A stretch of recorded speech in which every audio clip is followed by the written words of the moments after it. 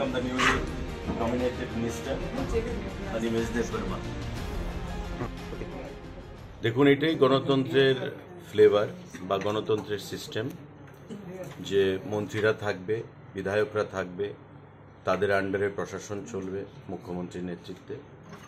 এবং মাননীয় অনিমেষ দেববর্মাও আজকে ওনার জীবনে প্রথমবার রাজ্যে মন্ত্রী পরিষদের সদস্য হিসাবে শপথ গ্রহণ করেছেন।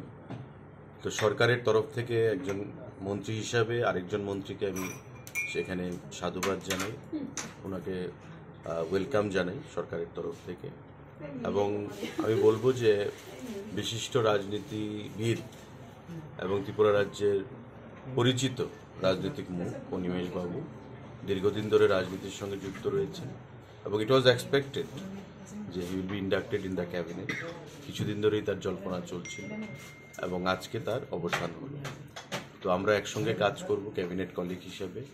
এবং আমাদের প্রধানমন্ত্রীর যেটা স্বপ্ন মোদিজির, যে সবকা সাথ সবকা বিকাশ, সবকা বিশ্বাস সবকা প্রয়াস, প্রত্যেককে সঙ্গে নিয়ে রাজ্যের জাতি জনজাতি প্রতিটা অংশের মানুষ উন্নয়নই হচ্ছে একমাত্র লক্ষ্য।